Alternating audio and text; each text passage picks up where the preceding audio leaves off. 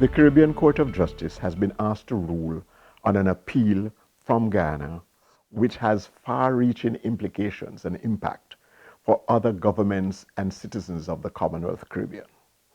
It concerns the simple question: what amounts to a majority vote by our parliamentarians in our jurisdictions? The facts are as follows. On December 21, 2018, the National Assembly of Guyana, consisting of 65 members, voted 33 to 32 in favor of a no confidence motion. The Speaker certified the vote. A case was then adjudicated in the Supreme Court of Guyana, in which the learned Chief Justice ruled that 33 constituted a majority vote for the motion. The alternative proposition before the Chief Justice was that it was 34 votes that constituted a majority. The mathematical foundation of that proposition was that the total number of 65 members of the Assembly should be divided by 2, then rounded to the next whole number, after which 1 should be added to the result. That is, 65 divided by 2 equals 32.5, rounded to the next whole number, 33, and then add 1, 34. An appeal contesting the ruling of the Chief Justice was lodged in the Appeal Court of Guyana, where the case was heard by 3 judges of the Appeal Court. 2 judges upheld the appeal, and 1 judge denied the appeal. That is, agreed with the decision of the Chief Justice.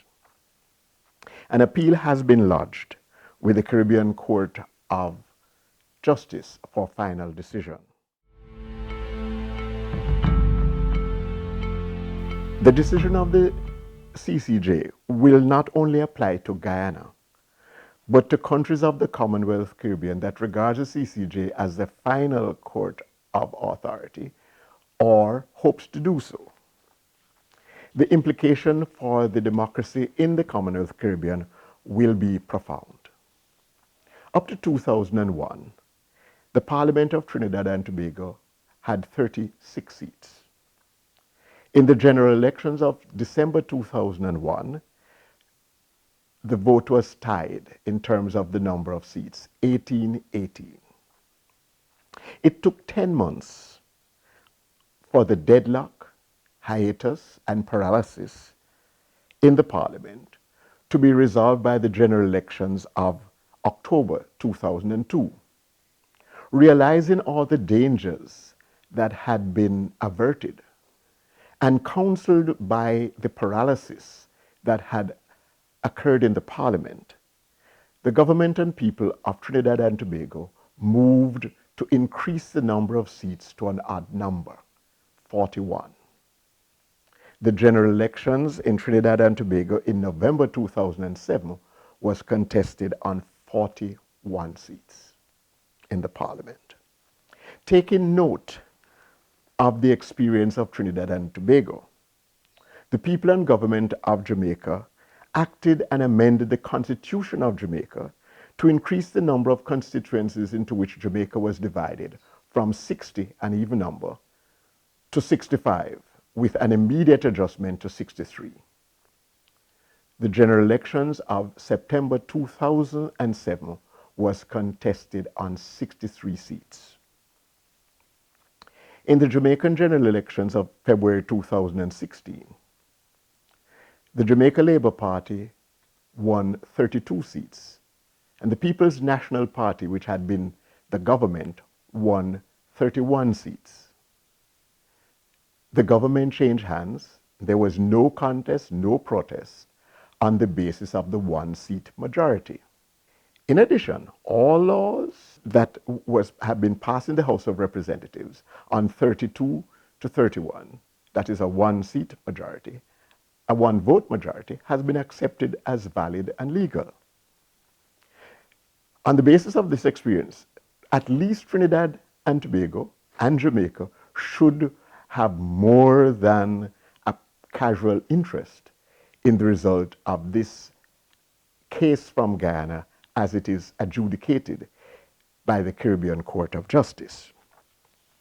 The mathematical foundation of the proposition that 34 seats constitute a majority in the 65-seat National Assembly represents new electoral mathematics.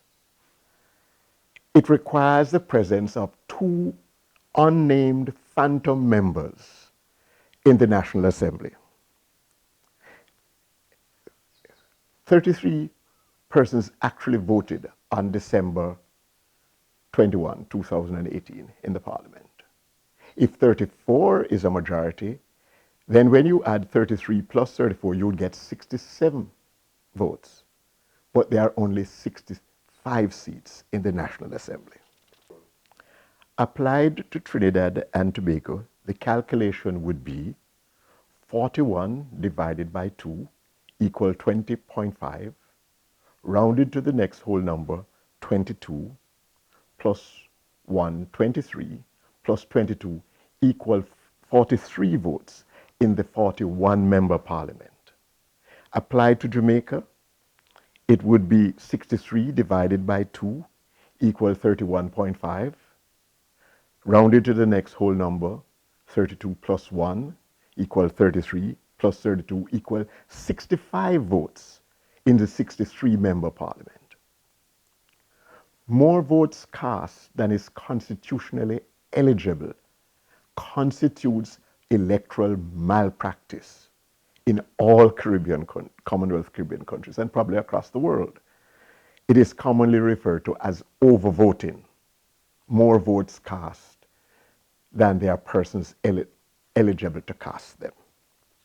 One can only hope that the members of the learned profession representing both sides of this case before the CCJ will ensure that all legal procedures and all technicalities are strictly observed in a timely manner, and that the various points of view are argued with the highest levels of logic, facts, and eloquence, such that the matter to be decided by the judges of the CCJ are with respect to law and merit.